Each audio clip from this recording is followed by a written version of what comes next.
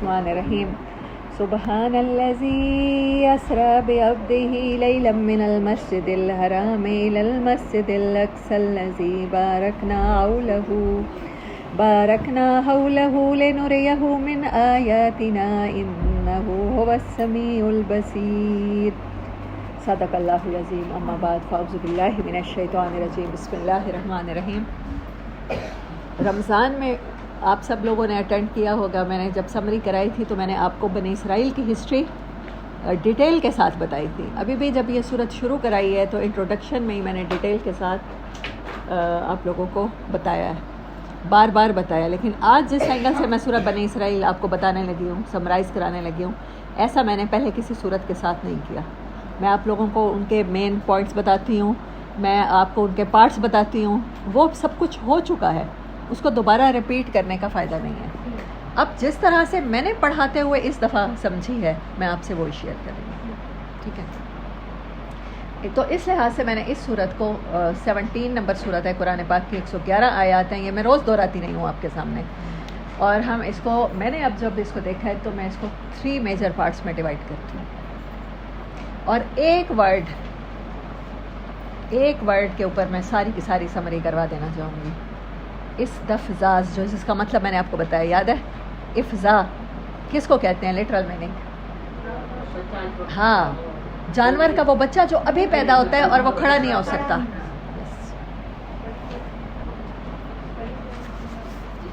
سو یہ دس از the unique expect of سورت بنی اسرائیل. اس کے بہت سارے ہیں, جیسے میں نے بتایا اس کے امپورٹنٹس آپ کو بتائے ہوئے ہیں. یہ شروع ہوتی ہے معراج کے سفر سے, ٹائم ٹریولنگ کے بارے میں بات کرتی ہے. یہ صورت شروع ہوتی ہے مسجد اقصیٰ کی اہمیت کے بارے میں. تیسری بات یہ کرتی ہے کہ بنی اسرائیل کی ہسٹری ہمیں پوری کی پوری ان کے عروج کی اور زوال کی, رائز اینڈ فال کی بتاتی ہے. چوتھی بات یہ بتاتی ہے کہ وہ جو 10 کمانڈمنٹس تھے حضرت موسیٰ علیہ السلام کو ملے تھے تورات میں, یہ ان کے بارے میں بات کرتی ہے. پانچویں امپورٹنس اس صورت کی یہ ہے کہ یہ قرآن کے بارے میں بہت ایمفیسائز کرتی ہے.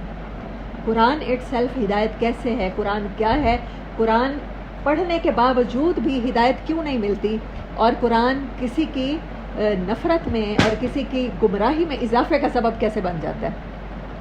اس سے پہلے یہ باتیں اللہ نے ڈسکس نہیں کی. چھٹی بات اس میں امپورٹنٹ کیا ہے کہ اس میں شیطان کا قصہ سنایا گیا, اور بالکل ایک نئے اینگل سے اللہ تعالیٰ نے ریکارڈ کر کے ہمیں سنایا اس کی اللہ کے ساتھ کنورسیشن. اور 7th اس کی جو امپورٹنس ہے وہ نبی صلی اللہ علیہ وسلم کی ہجرت کے لحاظ سے آپ کو پریپیئر کرنا ہے. تو یہ اس صورت کے امپورٹنٹس ہیں. یہ میں پہلے دن سے لے کر آپ کو آج تک بتاتی آ رہی ہوں. لیکن اب اس صورت کے جو امپورٹنٹس جس طرح سے میں بتانے لگی ہوں آپ کو, وہ ہیں 3 پارٹس. ٹھیک ہے, حدیث سے شروع کرتی ہوں. نبی صلی اللہ علیہ وسلم, حضرت عائشہ رضی اللہ تعالیٰ عنہ بیان کرتی ہیں, کانا نبی صلی اللہ علیہ وسلم لا ینام علی فراشہ حتی یقرأ بنی اسرائیل والزمر. نبی صلی اللہ علیہ وسلم بستر پر نہیں سوتے تھے جب تک کہ بنی اسرائیل اور زمر کی تلاوت نہیں فرما لیتے تھے. وہ صاحب قرآن تھے. ہمارے لیے پاسبل نہیں ہے. ہمارے لیے یہ پاسبل ہے کہ ہم اس کے میسج کو, ایک دفعہ ہمیں اس کے سارے کانسیپٹ سمجھ میں آ جائیں, ہم اس کے میسج کو پرسیو کر لیں. اس کا جو ٹائم پیریڈ ہے وہ اس کے بارے میں ڈیفینیٹ ہے کہ وہ معراج کے بعد ہوئی. معراج 12 نبوی کو ہوئی ہے, یہ بھی ڈیفینیٹ ہے. مدینہ میں رہتے ہوئے, مکہ میں رہتے ہوئے 12 سال ہو چکے تھے, تو تب نبی صلی اللہ علیہ وسلم کو معراج ہوئی ہے. اور یہ صورت اس کے فوراً بعد ہو سکتا ہے, اس کے اگلے دن, اس کے دوسرے دن, تیسرے دن, یا 1 ماہ بعد, یا کوئی کبھی بھی نازل ہوئی ہوگی. تو اس لیے اس کا ٹائم جو ہے 12 نبوی ہے. ایئر آف ریولیوشن اس کا 12 ایئرز آف ریولیوشن ہے, جب آپ کو نبوت کا اعلان کیے ہوئے 12 برس گزر چکے تھے. ٹھیک ہے, اس میں ایک لفظ استعمال ہوا ہے استفزاز. یہ لفظ 3 مرتبہ استعمال ہوا ہے اس صورت میں. پہلی مرتبہ یہ آیت نمبر 64 میں استعمال ہوا ہے, یہ آیت نوٹ کر لیں. دوسری بار یہ آیت نمبر 76 میں استعمال ہوا ہے. 64 76 اور تیسری بار 103. اسی لیے میں نے اسی کے بیس پہ اس صورت کو 3 حصوں میں تقسیم کر دی. پہلی بار جب استعمال ہوا ہے آیت نمبر 64 میں اللہ تعالیٰ نے فرمایا ہے وَاسْتَفْزِزْ مَنِ اسْتَطَعْتَ مِنْهُمْ بِصَوْتِكَ وَأَجْلِبْ عَلَيْهِمْ بِخَيْلِكَ وَرَجِلِكَ وَشَارِكْهُمْ فِي الْأَمْوَالِ وَالْأَوْلَادِ وَعِدْهُمْ وَمَا يَعِدُهُمُ الشَّيْطَانُ إِلَّا غُرُورًا. شیطان کیا کرتا ہے؟ استفزاز کا میننگ اب میں نے آپ کو لٹرل بتایا ہے. اس کا مطلب ہوتا ہے کہ کسی کے قدم زمین میں نہ جمنے دینا، کسی کو ثبات نہ حاصل کرنے دینا. یہ کام کون کرتا ہے؟ اللہ نے پہلے کیا بتایا؟ شیطان کرتا ہے. دوسری بار جب اللہ نے یہ بات کی ہے تو وہ آیت نمبر 76 میں کی ہے. قریش مکہ کو کہا ہے کہ وہ بھی شیطان کی طرح کیا کرنا چاہتے ہیں؟ آپ کے قدم مکے سے اکھاڑنا چاہتے ہیں، بے دخل کرنا چاہتے ہیں. وَإِن كَادُوا لَيَسْتَفِزُّونَكَ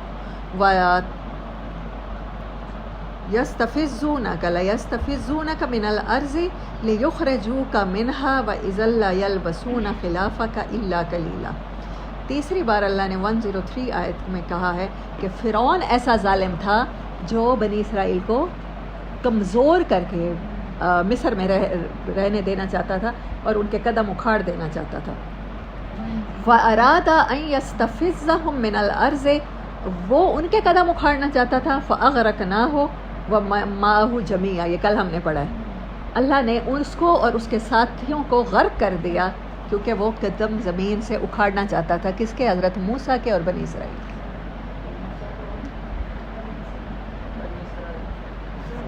جی یہ میں نے صرف آیات تلاوت کی ہیں، ابھی میں اس کو ایکسپلین کرنے لگی ہوں، آپ کو سمجھ آ جائے گا ان تینوں پورشنز کا ایک دوسرے کے ساتھ تعلق.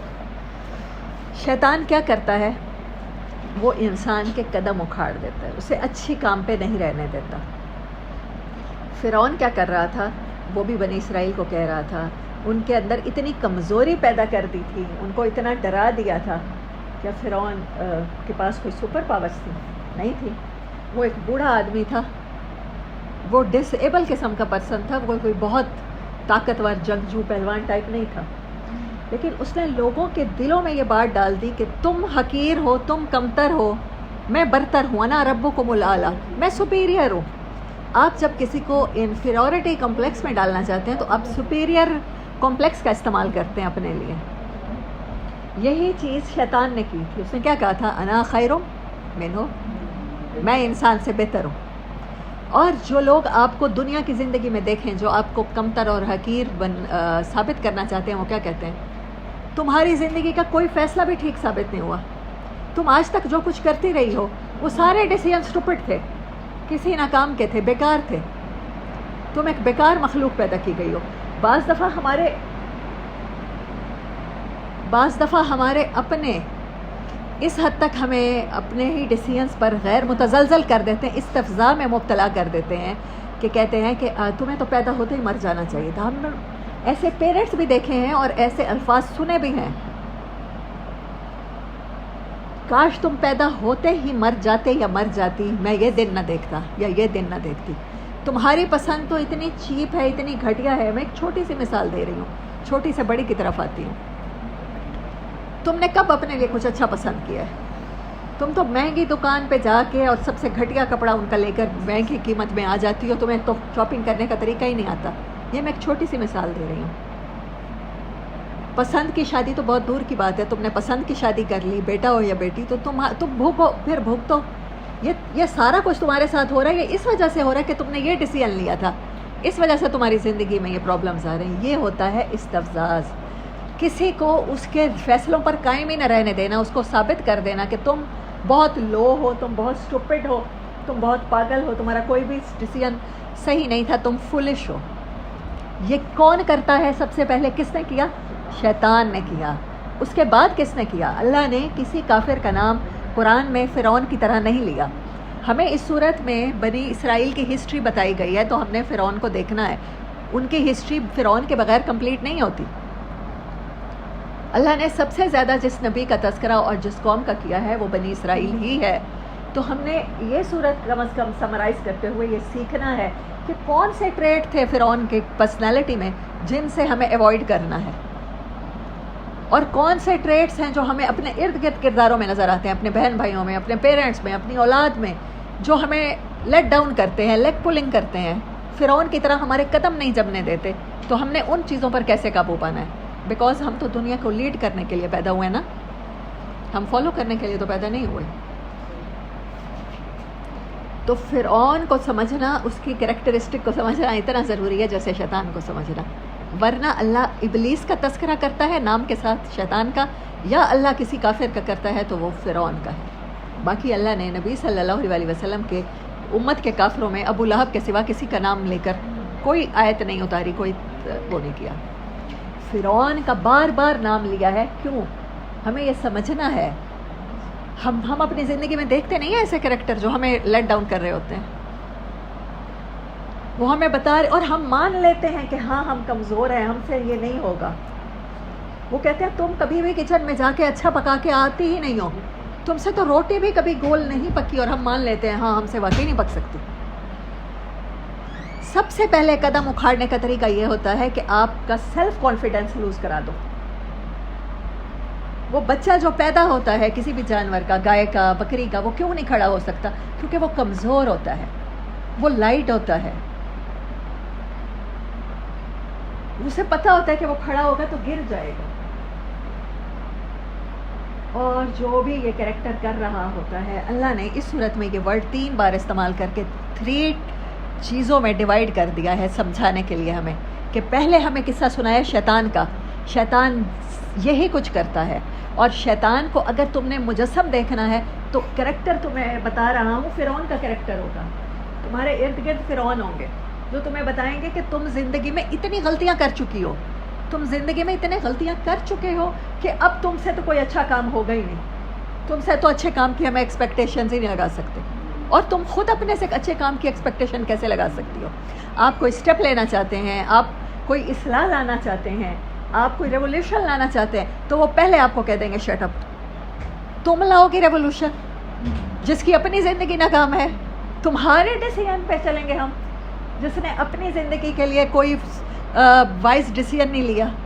وہ آپ کی ساری غلطیاں آپ کو ریمائنڈ کرائیں گے. جب فرعون کے پاس حضرت موسیٰ علیہ السلام گئے تھے تو اس نے پہلی بات کیا کی تھی؟ موسیٰ تم مجھ سے بات کرو گے کہ تم مجھے انصاف اور خدا سکھاؤ گے؟ تم سے تو خود قتل ہوا ہے، تم تو خود ڈیفالٹر ہو. یہ ہے فرعونی رویہ. پھر اللہ نے کہا قریش مکہ کو کہ تم جو نبی صلی اللہ علیہ وسلم کو یہاں سے نکال دینا چاہتے ہو، تم ان کے قدم اکھاڑ دینا چاہتے ہو زمین سے.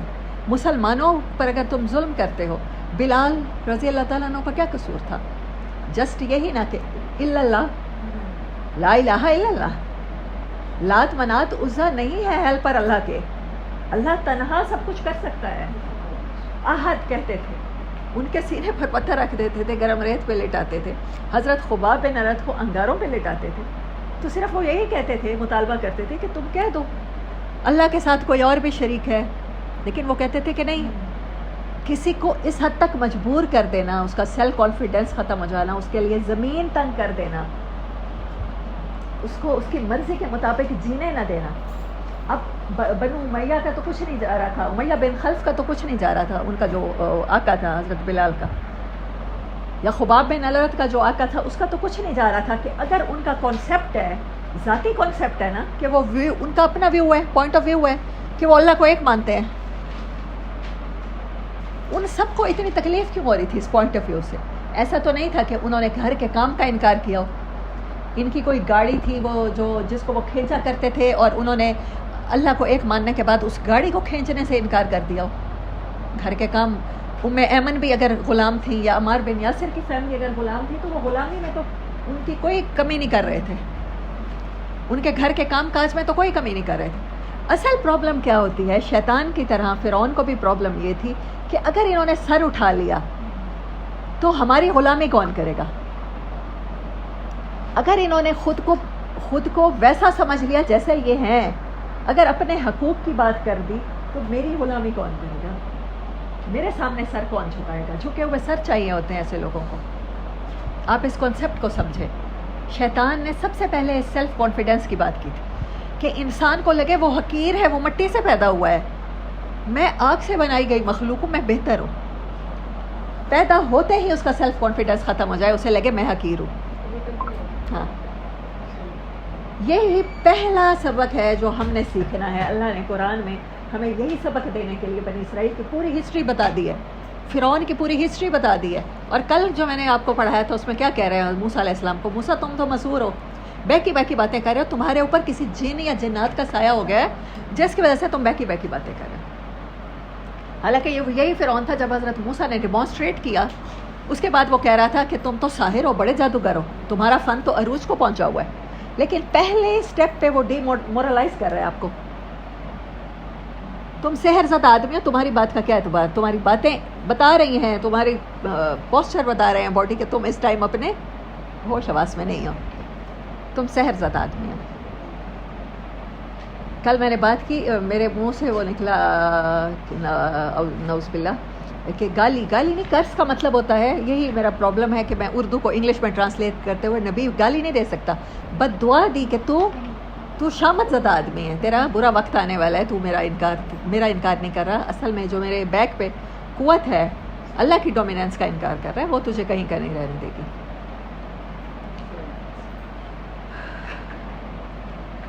تو اس لفظاز کو سمجھنا ہے, یہ شیطانی ٹریٹ ہے, اور جو آپ کے ساتھ یہ سلوک کر رہا ہوتا ہے وہ آپ کا سیلف کانفیڈنس. سب سے زیادہ برصغیر پاک و ہند میں یہ سلوک کس کے ساتھ کیا جاتا ہے؟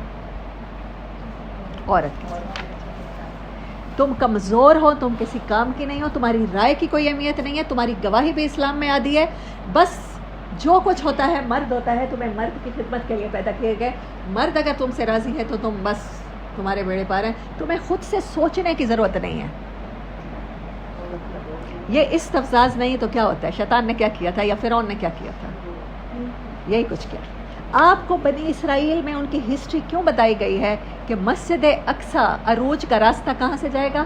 مسجد اقصیٰ سے جائے گا. ہمیں پتہ ہے, ایسی احادیث موجود ہیں کہ جس دن ایک یہودی بچے کو پتہ ہے مسلمانوں کی مسجد میں صبح کی نماز کے ٹائم اگر تعداد اتنی ہوتی ہے جتنی جمعے کو تعداد ہوتی ہے تو اسلام کو عروج ملے ہی ملے.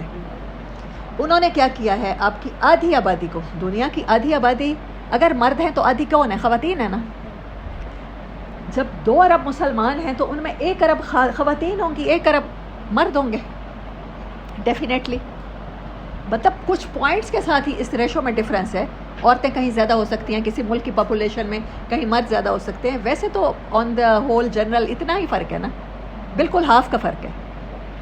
آپ ہاف آبادی کو طریقے کے ساتھ اپنے ہی علماء کے ذریعے, اپنے ہی ممبروں کے ذریعے, ان احادیث کے ذریعے گھروں میں باؤنڈ کر دیں. مسجدوں میں تعداد کبھی بھی پوری ہو سکتی ہے,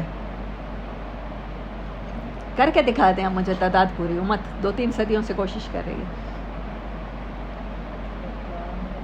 آپ کے اندر وہ صلاحیت ہی نہیں رہی کہ غیر کی سازش کو سمجھیں. اللہ نے کیوں اس ورڈ کو, میں نے اس ورڈ کو اس لیے سلیکٹ کیا الحمدللہ کہ آپ کو استفزاء کا مطلب سمجھا دوں میں, کہ جو شیطان کر رہا ہے, جو فرعون نے کیا تھا, جو قریش مکہ نے کیا تھا, تو آپ کے ساتھ بھی اور میرے ساتھ بھی وہی کچھ ہو رہا ہے اس معاشرے میں. ایک بندہ خود سے سوچنا چاہتا ہے, وہ اپنے حقوق کی بات کرتا ہے, تو اس کو کیا کیا جاتا ہے؟ اسلام کے نام پہ ہی اس کو بلیم گیم شروع ہو جاتی ہے. ہو تم نے عالم صاحب سے یہ سوال کیا, تم اللہ اور رسول صلی اللہ علیہ وسلم کی بات کے آگے بات رکھ رہے ہو, تمہارے اندر یہ کوشچن پیدا کیوں ہوا ہے؟ آنسر دینا تو دور کی بات, تمہارے اندر یہ کوشچن پیدا کیوں ہوا ہے؟ تم تو فاسق ہو, تم تو کافر ہو, تم تو فاجر ہو. اتنی بے باکی, اتنی جرات تم نے کیا, توبہ کرو, استغفار کرو, رجوع کرو اپنی بات سے. اگر کوئی عورت اس معاشرے میں اپنے حقوق کی بات کرتی ہے تو اسے پہلے ہی اس پر شٹ اپ کرا دیا جاتا ہے کہ تمہاری تو عقل ہی تھوڑی ہے,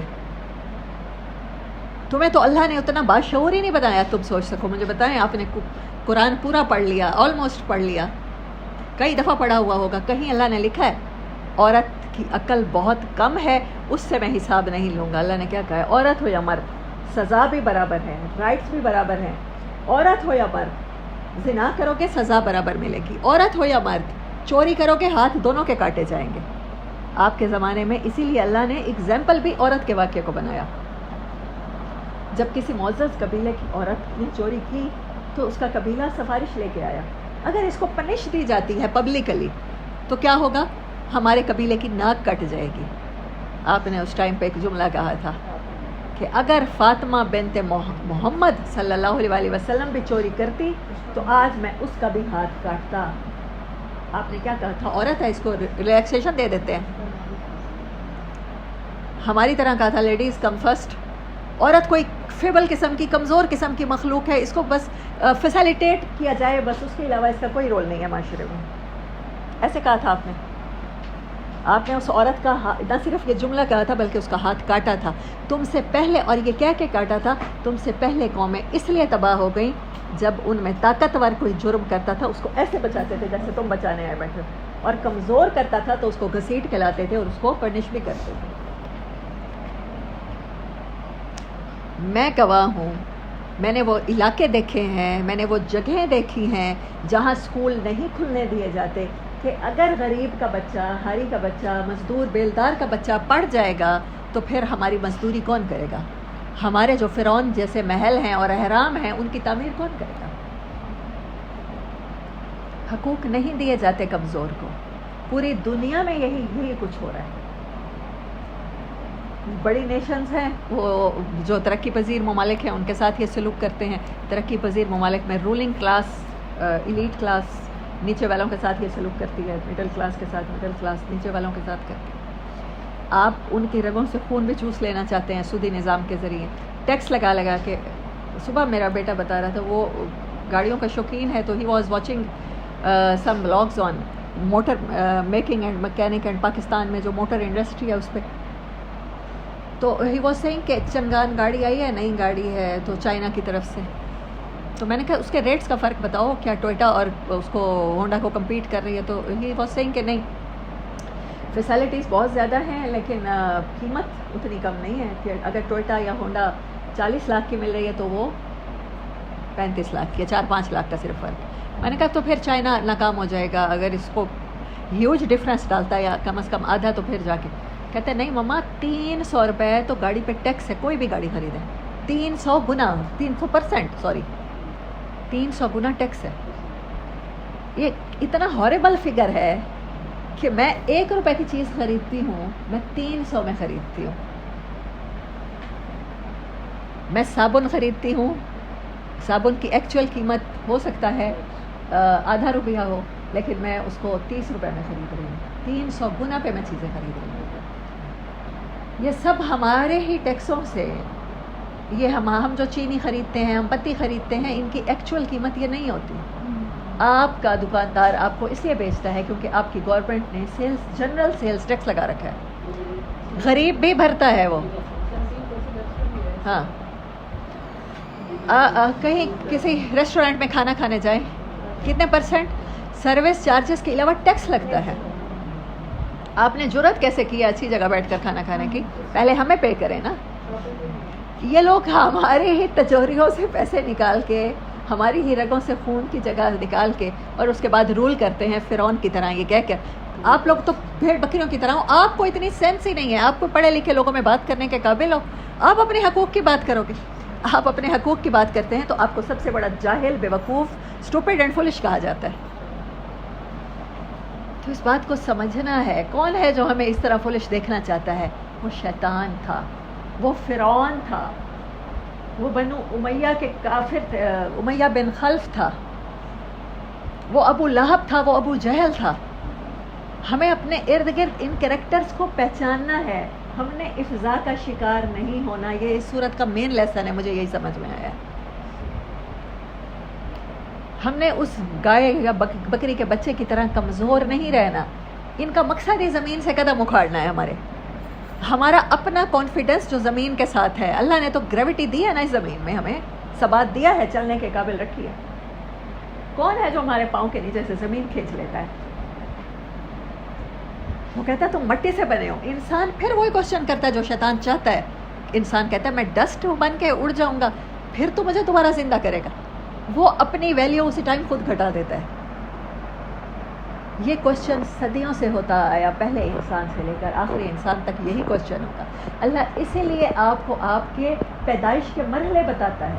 اس ٹائم شیطان کے ساتھ ہونے والی اپنی گفتگو بتا کے کہتا ہے کہ میں نے تو چیلنج کیا ہے، میں نے کہا میرے بندوں پہ تیرا کوئی بس نہیں چلے گا، میں نے انہیں روح کے ساتھ پیدا کیا ہے اور روح امر ربی ہے، میں نے اپنا ایلیمنٹ ان کے اندر ڈالا ہے، تو اس کو انڈر اسٹیمیٹ کرتا ہے تو کرتا رہا، میں رب تو اسے انڈر اسٹیمیٹ نہیں کر رہا اس مخلوق کو۔ پھر ہم کیسے ڈپریشن میں جا سکتے ہیں، کیسے خود کو انڈر اسٹیمیٹ کر سکتے ہیں؟ مجھ سے بہت سے لوگ سوال پوچھتے ہیں کہ میں ایک عورت ہوں، میں کیا کر سکتی ہوں، میں معاشرے میں چینج کیسے لا سکتی ہوں؟ میرا کام تو کچن میں ہے، میرا کام تو خامن کے پاؤں دبانا ہے۔ آپ کو اللہ نے ماں بننے کی صلاحیت نہیں دی، آپ نے انبیاء پیدا نہیں کیے، آپ کی کوکھ سے ولی نہیں نکلے، آپ کی کوکھ سے صحابہ نہیں نکلے۔ عورت کو اتنا بڑا منصب دیا کہ اللہ نے اپنی محبت کو کسی کے ساتھ ملایا ہے تو عورت کو ملایا ہے، ماں کو ملایا ہے۔ ماں کے دودھ میں کیا، ہم اتنے انفرٹائل ہو گئے ہیں، فرٹیلٹی ہماری ختم ہو گئی ہے۔ پہلے طاقت تھی، محمد بن قاسم پیدا ہو جاتے تھے، پہلے دودھ پی کے ماؤں کا وہ کیا پیدا ہو جاتے تھے، خالد بن ولید پیدا ہو جاتے تھے، طارق بن زیاد پیدا ہو جاتے تھے۔ آپ کہتی ہیں میرا کوئی رول نہیں ہے، میں کیا کر سکتی ہوں، میں کیا چینج لا سکتی ہوں؟ آپ ایک مرد کی تربیت کا ٹھیکہ نہیں اٹھا سکتی۔ اب تو کوئی پروفٹ نہیں آنے، ہماری رسپانسبلٹی لیسر ہے، اب کوئی پروفٹ ہمیں نے پیدا نہیں کرنا، ہم نے تو مجاہد پیدا کرنے ہیں جو اس استفزا کا شکار نہ ہوں، جن کے قدم نہ اکھڑیں زمین سے، ظالم کا ہاتھ پکڑتے ہوئے جن کے ہاتھ نہ کانپیں، جو آپ کو نہ ڈرائیں، آپ کو نہ دبائیں۔ آپ کو ایسا والد نہیں ملا، آپ کے پوتوں کو تو ایسا والد مل سکتا ہے نا، جو کہے میرے نزدیک عورت مرد میں کوئی فرق نہیں ہے، جو کہے نبی صلی اللہ علیہ وسلم نے خوشخبری اگر سنائی ہے کہ بیٹی کے ساتھ وہی معاملہ کرو گے بغیر فرق کے جو بیٹے کے ساتھ کیا، تو میں اس کے ساتھ کھڑا ہوں۔ آپ کا ہسبینڈ ویسا نہیں ہے، آپ کے بھائی ویسے نہیں ہیں، آپ کا شوہر ویسا نہیں ہے، لیکن آپ ایک مرد کو ویسا بنا سکتے ہیں، اپنے بیٹے کو ویسا بنا سکتے ہیں، اس کے کانسیپٹ اور اس کے ویوز سسٹم کو چینج کر سکتے ہیں۔ آپ خود اکیلی وہ سسٹم چینج کرنے والی ہو سکتی ہیں، آپ حضرت سمیہ بھی ہو سکتی ہیں، آپ حضرت ام ایمن بھی ہو سکتی ہیں، آپ حضرت خدیجہ بھی ہو سکتی ہیں، آپ ام عائشہ بھی ہو سکتی ہیں۔ ام عائشہ اور حضرت علی کی جنگ ہوئی تھی، ہم سب نے ہسٹری میں پڑھا ہے، ہمیں بتایا گیا کہ نہیں، بیویوں کا کام ہے صرف پردے میں رہنا، گھر کے کام کرنا۔ ہمیں بتایا گیا ہے کہ امہات المومنین ہماری مائیں ہیں، ہم سب تسلیم کرتے ہیں، قرآن میں ہے، فیصلہ ہے، تو جو ماں کرتی ہے بیٹی کو تو وہی کرنا چاہیے۔ اما عائشہ نے اپنا ایک بات پہ سٹینڈ لیا، جس کو ٹھیک سمجھا اس پہ سٹینڈ لیا۔ شی وانٹس کہ حضرت عثمان کے قاتلوں سے ابھی بدلہ لیا جائے، شی اسٹوڈ فار اٹ۔ آدھے مسلمان ان کی فوج میں تھے، آدھے حضرت علی کے ساتھ تھے۔ حضرت علی کہہ رہے تھے کہ ابھی انسٹیبل ہے گورنمنٹ، مجھے اسٹیبل ہونے کا موقع دیا جائے، اس کے بعد میں حضرت عثمان کے قاتلوں سے قصاص لوں گا۔ چاہے وہ رانگ تھی چاہے وہ صحیح تھی، میں اس بحث میں نہیں پڑھ رہی، انہوں نے جس چیز کو صحیح سمجھا اس پہ سٹینڈ لیا۔ اما عائشہ سے بہت سے مفسرین نے احادیث مروی ہیں، انہوں نے سکھایا، امت نے جا کے سیکھا۔ اما خدیجہ رضی اللہ تعالیٰ عنہ تجارت کیا کرتی تھیں، مسلمان خواتین مسجد میں بیٹھتی تھیں، جنہوں نے کہا تھا پچھلی صفوں میں بیٹھے ہوئے حضرت عمر کو کھڑے ہو کے، آپ مہر فکس کر رہے ہیں، اللہ کا حکم نہیں ہے، آپ فکس نہیں کر سکتے، ہمارا جتنا دل چاہے گا ہم مانگیں گے، جب اللہ کہہ رہا ہے کہ سونے کا پہاڑ بھی مانگ لو تو ہم مانگیں گے۔ خاتون موجود تھی تو بولی نا، لا میکنگ ہو رہی ہے نا، لا میکنگ میں بھی آپ موجود تھی۔ اب بڑی سازش کر کے مسجدوں سے نکال دیا گیا ہے قدم اکھاڑنے کے لیے۔ اس بات کا میں اس سارے ٹاپک کو کیوں سم اپ کر رہی ہوں، اس کے ساتھ سمری کر رہی ہوں، ان 3 ورڈز میں جو اس صورت میں یوز ہوئے ہیں کہ شیطان یہی چاہتا ہے آپ کے قدم اکھاڑ دینا، آپ کو آپ کی نظروں میں ڈی ویلیو کر دینا۔ آپ کے ارد گرد ایسے لوگ ہوتے ہیں، شیطان جیسے، فرعون جیسے، ابلیس جیسے، جو آپ کو کہتے ہیں آپ ڈیسیژن لیں گی، آپ ہمارے اوپر حکم چلائیں گے، آپ اپنی زندگی کی مثالیں، آپ کی غلطیوں کی ایک لسٹ آپ کو تما دیتے ہیں، یاد کرو، اور آپ ڈر جاتے ہیں، ہاں واقعی میں اس قابل نہیں ہوں، میرے فیصلے غلط ثابت ہوئے ہیں، میری اپنی زندگی آزمائشوں میں گزری ہے، میں کسی کے لیے کیا ڈیسیژن لے سکتی ہوں، اور پھر آپ کے قدم اکھڑ جاتے ہیں۔ اصل میں تو وہ آپ کو نکالنا چاہتے ہوتے ہیں، اصل میں تو وہ آپ کو جھکے ہوئے سروں کے ساتھ دیکھنا چاہتے ہوتے ہیں، آپ کو لو سیلف اسٹیم کے ساتھ دیکھنا چاہتے ہوتے ہیں تاکہ آپ کچھ بھی نہ کر سکیں. کیونکہ اگر آپ کا سیلف کانفیڈنس بنتا ہے تو پھر آپ حضرت موسیٰ کی طرح فرعون کے سامنے کھڑے ہو جاتے ہیں، ترکی بترکی جواب دیتے ہیں. پھر آپ نہ صرف خود بلکہ بنی اسرائیل کو پوری نیشنز کو لیڈ کرتے ہوئے نکال کے لے جاتے ہیں ظالموں کے ظلم سے. یہ ہونے نہیں دینا نا.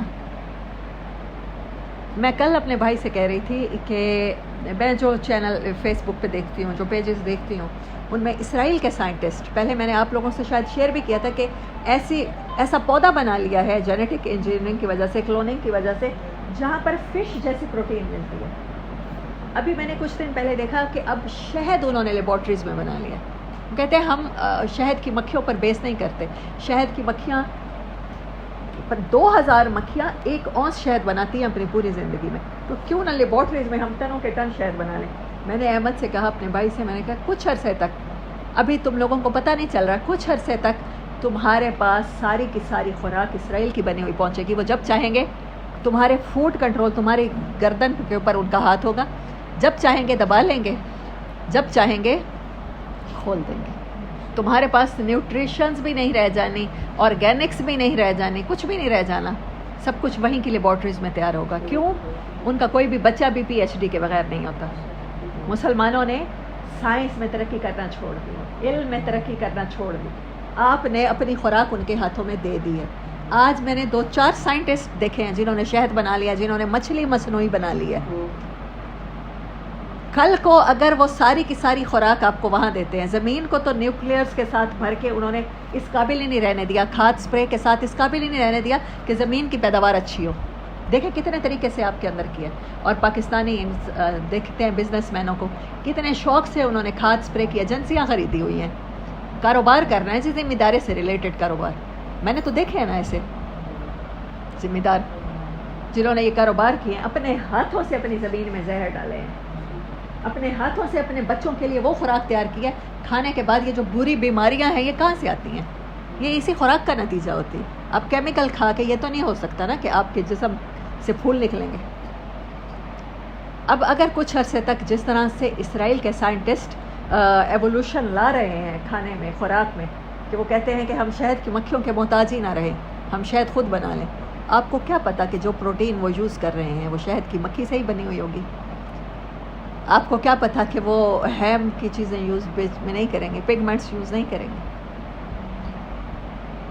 ابھی تو ایک چیز پہ آپ وہ ہوتے ہیں کہ برائلر جو ہے وہ کیمیکل کے ساتھ، یا آپ کو دودھ خالص نہیں ملتا، وہ کیمیکل بند ڈبوں میں ملتا ہے. تصور کریں اس دنیا کا آج سے 5 یا 10 سال کے بعد جس میں کوئی بھی چیز آپ کو پیکیجنگ کے بغیر نہیں ملے گی. کیسے جئیں گے؟ آپ نے تو اپنا فوڈ کنٹرول ہی کھو دیا. اس لیے اللہ نے سورۃ بنی اسرائیل میں ہمیں یہ سبق پڑھائے ہیں. اسی لیے اس لفظ کا ترجمہ ہمیں سیکھنا ہے، سمجھنا ہے، اس کا مفہوم جاننا ہے. ہم نے کمزور نہیں رہنا. ہم نے آدھی آبادی کو تو کیا کاٹ دیا نا پہلے ہی جملے میں. اللہ اور اللہ کے رسول کے احکامات یہی ہیں کہ عورت گھر میں رہے، عورت علم حاصل نہ کرے. غیر کی سازش کو آپ سمجھ ہی نہیں رہے. وہ عورت وہی غیر کہہ رہا ہوتا ہے کہ ہاں عورت کو ریمپ پہ واک کرنی چاہیے، تو ہم کروا رہے ہیں. آپ کسی کو اس حد تک دبا دیتے ہیں کہ پھر یا وہ اپنے کپڑے ہی اتارنے پہ اتر آتی ہے عورت. اس کو بنیادی حقوق سے محروم کر دیا ہے. پاکستان کا بٹوارہ کیوں ہوا تھا یہ بات سمجھنے کی ہے. شیخ مجیب اسمبلی میں تمام نشستیں جیت گئے تھے، گورنمنٹ بنا سکتے تھے، بنانی ہی انہیں چاہیے تھی. لیکن بھٹو صاحب نے کہا تھا کہ اگر آپ گورنمنٹ بناتے ہیں تو میرا اقتدار کا خواب پورا نہیں ہوتا. میں کہتا ہوں کہ آپ گورنمنٹ بنانے کا حق نہیں رکھتے. جو الیکٹریکل سسٹم ہے، جو پولیٹیکل سسٹم ہے اسمبلیوں کا، اس کے مطابق ووٹ ہوتے ہیں. ووٹ جس کو زیادہ پڑتے ہیں اس کے زیادہ ممبر جاتے ہیں. جب زیادہ ممبر جاتے ہیں تو وہ زیادہ سیٹوں والا اپنی گورنمنٹ بنا سکتا ہے. 1971 کے انتخابات میں ہم لوگ تو تب پیدا بھی نہیں ہوئے تھے، لیکن میں نے ہسٹری پڑھی ہے الحمدللہ. پاک سٹڈیز تو ہم میں سے ہر ایک پڑھتا ہے. تو وہ جب الیکٹ ہو گئے تھے وہ گورنمنٹ بنا سکتے تھے. 200 سے بھی زیادہ نشستیں تھیں. لیکن بھٹو صاحب نے کہا تھا ایک بننے نہیں، کہ میں نے اقتدار کرنا ہے. تو انہوں نے فوج سے کہا تھا میں فوج کے ذریعے ہی اسمبلیاں ڈیزالو کرواؤں گا، فوج کے ذریعے یا بری حکومت بنواؤں گا اور آدھا آدھا کر دوں گا، ادھر ہم ادھر تم. میں نے گورنمنٹ تو کرنی ہے، مجھے گورنمنٹ کے لیے کیا چاہیے، اس کے لیے مجھے علیحدہ ملک بھی بنانا پڑا تو میں بنا دوں گا. تو انہوں نے پاکستان کو تقسیم کر دیا تھا. اور نعرہ کیا لگایا تھا، روٹی کپڑا اور مکان. میں بہت ہمدرد ہوں انسانوں کا اور بیسک ہیومن رائٹس دینا چاہتا ہوں. ہمیں یہ پتہ ہے، ہمارے والدین بتاتے ہیں کہ نانا ہیں یا دادا ہیں 100 مربع کی فیس تھی اور زرعی اصلاحات ان کی، اور اس نے کہا تھا میں نے غریب کو شعور دینا ہے. مجھے نہیں پتا، میں نے تو ان کا زمانہ پایا ہی نہیں. میری تو 76 کی پیدائش ہے یا 75 کی ہے، تو مجھے کیا پتا کہ وہ انہوں نے 1971 میں کیا کیا تھا. تو زرعی اصلاحات کی تھی. پنجاب میں کسی کے بھی 5 سے اوپر مربع نہیں ہوں گے. سندھ میں ہزاروں مربع آج بھی لوگوں کے ہیں. جس کو انسانی ہمدردی کا بخار ہے، تو کیا پنجاب میں صرف انسان رہتے ہیں؟ سندھ میں ایلینز رہتے تھے، ان کو رہنے دیے. ہاں ہاں، یہ کیسی بات ہے؟ آپ کیسے لوگوں کے ہاتھوں، آپ کو تو ایک مداری بھی پاکستانی قوم کو میں سمجھتی ہوں بیوقوف بنا سکتا ہے. اس ٹائم کسی نے اٹھ کے گریبان نہیں پکڑا کہ زرعی اصلاحات ہونی ہے تو پھر امیر غریب بڑا چھوٹا سب کے ساتھ ہوگی نا. چاہے کوئی 100 مربع کا ذمہ دار ہے یا 1000 مربع کا ہے، سب کی زرعی اصلاحات ہونی چاہیے. 1000، یہ کیسا انصاف ہے کہ 1000 مربع والا تو اپنے نیچے دبا کے بیٹھا رہے، جس کے پاس الٹا کم ہے. 1000 کا 100 گنا کم مربع ہوتے ہیں. 100 مربع تو 100 والے کی تو زرعی اصلاحات ہو رہی ہیں اور 1000 والے کی نہیں ہو رہی ہیں. اور میں دے رہا ہوں غریب کو شعور، اور میں مزار ان سے چھین کے مالکوں سے، مزاروں کو میں حقوق دے رہا ہوں. میں کمزور کے ساتھ کھڑا ہوں. یہ میں نے آپ کو ایک ایگزامپل دی ہے پاکستانی قوم کے بیوقوف بننے کی، استفزا کی. ایسے کئی فرعون ہیں. میں آپ کو بتا رہی ہوں کہ وہ کریکٹر، میں نے تو اپنے پیرنٹس کو بھی کہا ہے کہ ہمارے پیرنٹس میں بھی وہ کریکٹر ہو سکتا ہے جو آپ کو کہتے ہیں کہ آپ غلط ہیں. رات میں امی کی طرف گئی ہوئی تھی تو مجھے حدیث سنا رہی تھی. مجھے نہیں پتا تھا. کہتی ہیں ایک صحابیہ کا رشتہ طے ہوا ہے ایک صحابی کے ساتھ، وہ بڑے ویل آف تھے. انہوں نے کہا ہے مجھے یہ نہیں پسند، مجھے وہ غریب لڑکا پسند ہے. تو آپ صلی اللہ علیہ وسلم نے کہا ہے اس کا رشتہ وہاں سے توڑ کے وہاں کیا جائے جہاں یہ وہ پسند کرتی ہے. امی کہتی ہیں میں نے کہا شکر ہے میں نے یہ حدیث نہیں سنی، لیکن مجھے ویسے پتا ہے کہ نبی صلی اللہ علیہ وسلم نے تمام کمزوروں کو حقوق دیے ہیں. پاکستانیوں کو تو ایک چھوٹا سا مسئلہ سمجھ میں نہیں آ رہا پسند کی شادی کا. میں آپ کو فرعون کا استفزا کیسے سمجھاؤں؟ لیکن I am trying my best. اللہ کرے کہ میری بات دل سے نکل کے دل تک پہنچے. اگر کسی ایک انسان کو بھی سمجھ آ جاتا ہے تو میں سمجھوں گی کہ میرا وقت ضائع نہیں گیا، میری محنت آپ لوگوں پہ میں سے کسی پر بھی ضائع نہیں گئی. کیونکہ حضرت ابراہیم علیہ السلام نے جب آواز لگائی تھی تو ان کو حکم اذان ہوا تھا، تو ارد گرد تو کوئی انسان نہیں تھا نا. لیکن اللہ نے صدیوں بعد یہ نبی بھی پیدا فرمائے رحمت للعالمین، اور ہمیں ان کی امت بھی بنایا. آپ نے اس ٹائم مانگا تھا ان کے پاس قرآن ہونا چاہیے جو کوئی ان کو تلاوت کر کے سنائے، جو ان کی اصلاح کرے، جو ان کی صفائیاں کرے. آج الحمدللہ ہمارے پاس وہ قرآن بھی آیا. صدیوں بعد وہ چاہے قوم پیدا ہوئی لیکن پہنچتا ہے. تو میں اس امید میں یہ لفظ آپ کو سمجھانا چاہ رہی ہوں. یہ ہے سورۃ بنی اسرائیل، جو شیطان کے استفزا سے شروع ہو کر فرعون کے استفزا پر، پھر قریش مکہ کے استفزا پر، اور پھر ہماری زندگیوں کے قیامت تک آنے والے استفزا پہ جاتا ہے. آج اگر عورت کو مسجد میں نماز پڑھنے دی جائے، میرا خیال ہے، میں دیکھتی ہوں خواتین کو رمضان میں اتنے شوق سے نماز پڑھتی ہیں کہ صبح کی نماز کی تعداد تو آج پوری ہوتی ہے.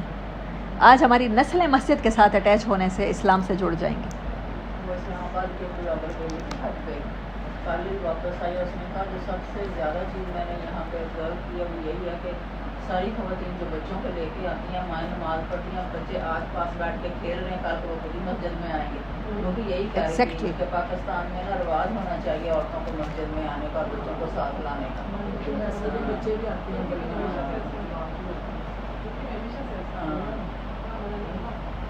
اچھا، اور دوسری بات جو میں اس صورت کے حوالے سے کرنا چاہ رہی تھی کہ اس میں قرآن کے بارے میں بہت بات کی گئی ہے.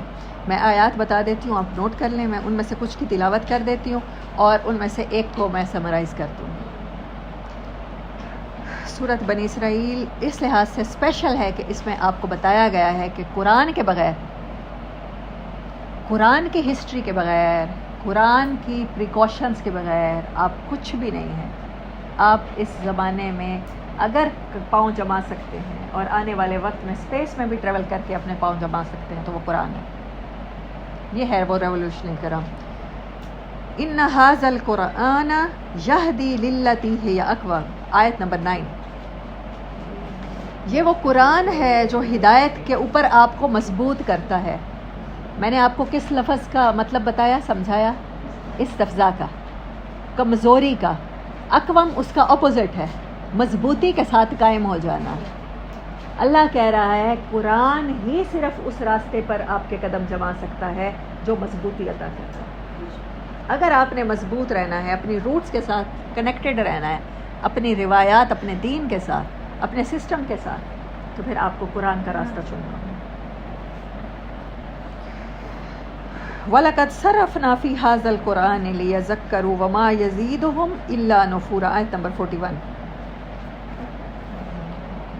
آیت نمبر 89. وَلَقَدْ صَرَّفْنَا لِلنَّاسِ فِي هَذَا الْقُرْآنِ مِنْ كُلِّ مَثَلٍ فَأَبَىٰ أَكْثَرُ النَّاسِ إِلَّا كُفُورًا، آیت نمبر 82. وَنُنَزِّلُ مِنَ الْقُرْآنِ مَا هُوَ شِفَاءٌ وَرَحْمَةٌ لِّلْمُؤْمِنِينَ وَلَا يَزِيدُ الظَّالِمِينَ إِلَّا خَسَارًا. وَإِذَا قَرَأْتَ الْقُرْآنَ جَعَلْنَا بَيْنَكَ وَبَيْنَ الَّذِينَ لَا يُؤْمِنُونَ بِالْآخِرَةِ حِجَابًا مَسْتُورًا، 45 نمبر. 78 نمبر آیت. أَقِمِ الصَّلَاةَ لِدُلُوكِ الشَّمْسِ إِلَىٰ غَسَقِ اللَّيْلِ وَقُرْآنَ الْفَجْرِ إِنَّ قُرْآنَ الْفَجْرِ كَانَ مَشْهُودًا، آیت نمبر 106. وَقُرْآنًا فَرَقْنَاهُ لِتَقْرَأَهُ عَلَى النَّاسِ عَلَىٰ مُكْثٍ وَنَزَّلْنَاهُ تَنزِيلًا، آیت نمبر 46.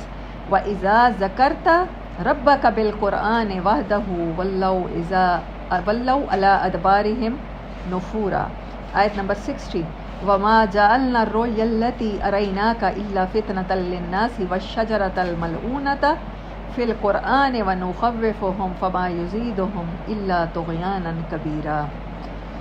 88 نمبر آیت. قُلْ إِنِ اجْتَمَعَتِ الْإِنسُ وَالْجِنُّ عَلَىٰ أَن يَأْتُوا بِمِثْلِ هَٰذَا الْقُرْآنِ لَا يَأْتُونَ بِمِثْلِهِ وَلَوْ كَانَ بَعْضُهُمْ لِبَعْضٍ ظَهِيرًا. صدق اللہ العظیم. اس میں سے 2 آیات ہیں یہ 3 جو میں آپ کے سامنے ایکسپلین کرنا چاہتی ہوں. پہلی جو آیت نمبر 9 میں نے پڑھی ہے کہ یہ قرآن ہے جو ہدایت کرتا ہے آپ کو قائم رہنے کی. اس کے اوپر آپ کے پاس اپنے اپنے قرآن ہوں گے. آیت نمبر 9 نکالیں. ڈفرینٹ قرآن ہے. آپ سروت آپ بتائیں اس کا ترجمہ.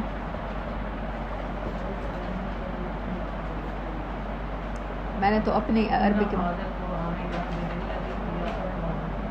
ہاں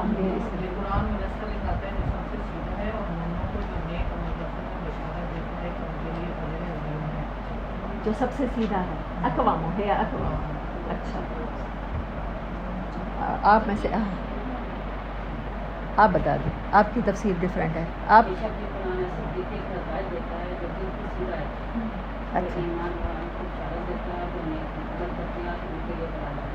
اچھا سائمہ آپ کے پاس ترجمہ ہے.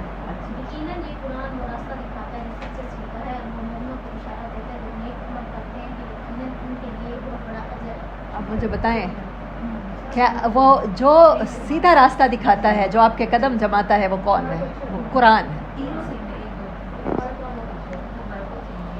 ہاں آپ کا کیا ہے؟ اچھا ٹھیک ہے.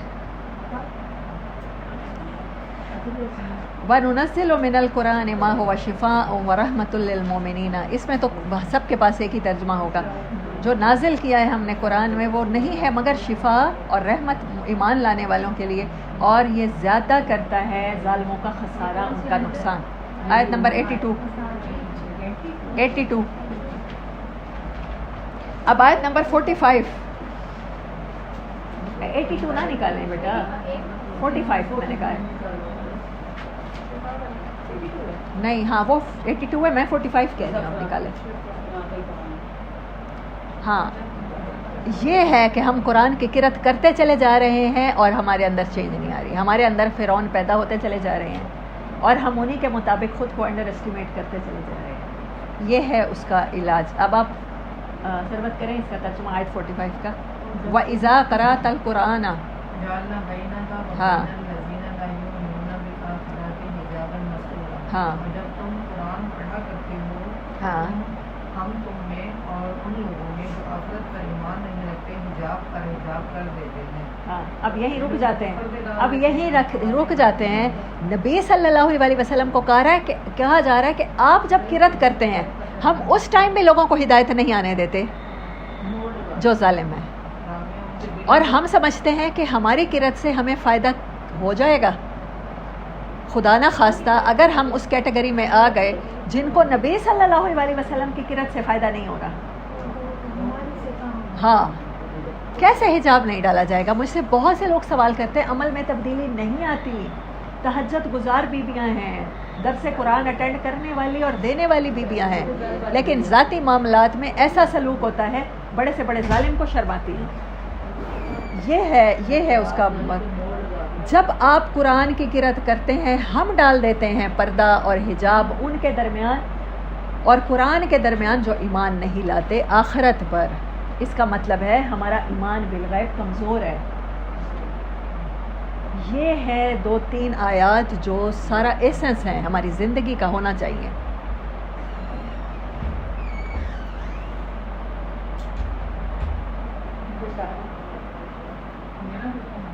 صلات کا کیا مطلب ہے؟ میں آپ کو لٹرل میننگ بتاتی ہوں. صلات کا مطلب ہے ملنا. صلا وصل سمجھتے ہیں اردو میں؟ وصال، ملنا، وصال ہو جانا. اللہ سے ملنے کا ٹائم آ گیا. نبی صلی اللہ علیہ وسلم کو نماز کہاں ملی؟ معراج پہ. اس صورت میں اس کے ٹائمنگ بتائے گئے ہیں. اقم الصلاۃ لدلوک الشمس الی غسق اللیل، آیت نمبر 78. وقرآن الفجر ان قرآن الفجر کان مشہودا. نماز میں قرآن پڑھنا ہے، فجر کی نماز میں قرآن پڑھنا ہے، اس کی تلاوت کرنی ہے. قرآن نماز کیا ہے؟ وصال کا ٹائم ہے. وصال کہاں ہے؟ معراج کے موقع پہ ہوا ہے. معراج کیا ہے؟ عروج ہے. عروج کیسے ملے گا؟ قرآن پڑھنے سے ملے گا. بتائیں مجھے یہ چیزیں طے ہوتی ہیں آپس میں، ریلیٹڈ ہیں یا نہیں ہے؟ کہا ہے یہ حدیث مبارک موجود ہے. ہم میں سے بچوں کو بھی یاد ہوتی ہے کہ نماز مومن کی کیا ہے؟ معراج ہے. ہم نے عروج حاصل کرنا ہے تو نماز پڑھنی پڑے گی. نماز میں اللہ سے ملاقات کرنی ہے تو کس کے ذریعے؟ قرآن کے ذریعے. بغیر سمجھے پڑھیں گے تو کوئی فرق نہیں پڑتا. یقین کریں میں نے بہت تھوڑا پورشن یاد کیا، اس کو بھی یاد کرنے میں مجھے اتنی ایفرٹ لگ رہی ہے. ایک صورت یاد کرتی ہوں تو پچھلی بھول جاتی ہے، پچھلی کو دہراتی ہوں. سبق پچھلا اس کو میری ٹیچر سب کی کہتی ہیں، سب کی پڑھتی ہوں، اگلا بھول جاتا ہے. اس کے باوجود جب میں نماز میں اسے تلاوت کرنے کھڑی ہوتی ہوں اور جن کا میں ترجمے کے ساتھ کیونکہ یاد کرنے کی کوشش کر رہی ہوں، جب مجھے وہ سمجھ آتا ہے یقین کریں وہ کہیں اور سمجھ میں نہیں آتا. اس ٹائم جو آیت کا معنی کھلتا ہے، دل پر اترتا ہے، وہ کبھی بھی نہیں اترتا. آپ کی نماز کمپلیٹ کیا ہو سکتی ہے کبھی بھی؟ ہمیں کیا کر دیا گیا امت کو؟ چھوٹے ثواب پہ لگا کے بس سورۃ اخلاص آ جائے. سورۃ اخلاص تو جو نیا مسلمان ہوتا ہے اس کے لیے ہے نا. حضرت سلمان فارسی جب اسلام لائے ہیں اور ان کی قوم کے کچھ افراد اسلام لائے ہیں تو وہ پرشین ان کی زبان. آپ نے کہا ہے کہ اچھا یہ پڑھ لو ابھی جب تک تمہیں یاد نہیں ہوتا، جب عربی آ جائے گی تو عربی ہی پڑھنی ہے، عربی میں ہی سیکھنا ہے. آپ کوئی بھی تفسیر کھولیں گے آپ صاحب تفسیر کے خیالات اس میں ضرور پائیں گے. جب اس کے خیالات پائیں گے تب اختلاف ہوگا. یہی بات امت کو توڑنے کا سبب بن گئی ہے. جب آپ قرآن اللہ کے الفاظ میں پڑھیں گے آپ کو عربی سمجھ میں آ رہی ہوگی، پھر کسی اور کی پرسیپشن، میری پرسیپشن کی آپ کو کیا ضرورت ہے کہ میں نے اس آیت کو ایسے پرسیو کیا. اللہ یہی بتانا چاہتا ہے. یہ معراج کی صورت میں قرآن پر زور کیوں دیا ہے؟ یہ میں نے آپ کے سامنے آیات پڑھی ہیں، میں تعداد بتاتی ہوں. 1 2 3 4 5 6 7 8 9 10 آیات قرآن کی اہمیت کے بارے میں اللہ نے اسی صورت میں کیوں اتاری جس میں ٹائم ٹریولنگ کی اور نماز کی بات کی ہے. اور ایک اور امپورٹنٹ بات یاد رکھیے گا کہ ٹائم ٹریولنگ ہمیں ہی بتائی گئی، معراج نبی صلی اللہ علیہ وسلم کو ہی کرائی گئی. اللہ اگر طور پہ حضرت موسیٰ کو بلا کے ان سے کلام ہو سکتا ہے، حضرت جبرائیل کو نیچے بھیج کے غار حرا میں آپ صلی اللہ علیہ وسلم پر پیغام بھیج سکتا ہے، تو اس کو ضروری تو نہیں تھا آسمانوں پہ بلانا. یہ ہمیں بتانے کے لیے کہ سائنس اور ٹیکنالوجی ایسے ترقی کرے گی کہ تمہیں ٹائم ٹریولنگ کی سمجھ پہلے سے ہونی چاہیے. اب صحابہ کے دور میں تو ٹائم ٹریولنگ نہیں ہوئی، لیکن قرآن تو انہی کے دور میں اترا ہے نا. آج ہم کتنی ان کے جنریشن بعد، ان کی کوئی 1400 جنریشن بعد آئے بیٹھے لوگ، ہمیں اس صورت کی اس طرح سے سمجھ آنا ضروری تھا، اللہ نے اسی لیے اتارا تھا. اور ٹائم ٹریولنگ کا کانسیپٹ ایمان بالغیب کے بغیر سمجھ میں نہیں آتا، اور ایمان بالغیب نہیں بنتا قرآن کو حق مانے بغیر، قرآن کو سوچ سمجھ کے پڑھے بغیر، قرآن پہ غور و فکر کیے بغیر۔ آپ عورت ہیں تو کیا آپ سے کوشچن نہیں ہونے کہ افلا یتدبرون القرآن؟ اللہ نے کوئی مذکر مؤنث کا صیغہ استعمال نہیں کیا اس آیت میں۔ اتنی عربی اب آپ لوگ سمجھ رہے ہیں، میں آپ کو ساتھ ساتھ گرامر بھی تھوڑی سی بتاتی رہتی ہوں، اور تھوڑا سا معنی بتاتے ہوئے آپ کو اس کا لٹرل میننگ بھی بتاتی ہوں۔ یتدبرون دبرا سے ہے، تدبر نہ مؤنث ہے نہ مذکر ہے۔ افلا یتدبرون القرآن، انسانوں کو کیا ہو گیا، مخاطب انسان ہے نا، کیا ہو گیا ہے کہ وہ قرآن میں غور و فکر نہیں کرتے؟ ام علی قلوب، کیا ان کے دلوں پر ہیں اقفالھا، تالے، نہ مذکر ہے نہ تالے مؤنث ہے، نہ قلوب، عورت کا قلب کوئی اور ہوتا ہے اور مرد کا قلب کوئی اور ہوتا ہے۔ اللہ کہہ رہا ہے میں ان کے دلوں پر پردے ڈال دوں گا۔ اگر عورت نہیں تحقیق کر رہی، اگر وہ نہیں ریسرچ کر رہی، قرآن پہ غور و فکر نہیں کر رہی، وہ جواز بنا لیتی ہے۔ میرے علماء نے کہا تھا، برصغیر پاک و ہند کے علماء نے مسجدوں سے نکالا تھا، میں کیا کروں؟ تو اپنے حقوق کی بات آپ نہیں کرنی ہے، میں نہیں کرنی ہے۔ ہمیں شٹ اپ بھی کہا جائے گا، ہمیں غلط بھی کہا جائے گا، ہمیں کم عقل بھی کہا جائے گا، لیکن وہ کہنے والے وہ کون ہوں گے؟ وہ فرعونی رویے ہوں گے اور ابلیسی رویے ہوں گے۔ We have to overcome all these problems. یہ کوئی چھوٹی باتیں نہیں ہیں۔ میں کس لیے کہہ رہی ہوں؟ اس کے بعد تیار رہیے گا کہ جتنی بھی صورتیں آ رہی ہیں یہ گیٹ وے ہے۔ آج سے پہلے اگر میں نے اور آپ نے غور و فکر نہیں کیا تو اب ایک آیت بھی غور و فکر کے بغیر ہم نہیں پڑھ سکتے۔ سورۃ بنی اسرائیل اور سورۃ کہف، سورۃ کہف میں تو اس سے بھی زیادہ ان سین کے کانسیپٹس ہیں، نظر نہ آنے والی چیزوں کے، اور پاکستانیوں سے زیادہ یہ کانسیپٹ سمجھنے کی کسی کو ضرورت نہیں ہے، کیونکہ ہم سین پہ اتنا بلیو کرتے ہیں، ہمارے تو معاشرتی مسائل سین کو لے کر ختم نہیں ہو رہے۔ وآخر دعوانا ان الحمد للہ رب العالمین۔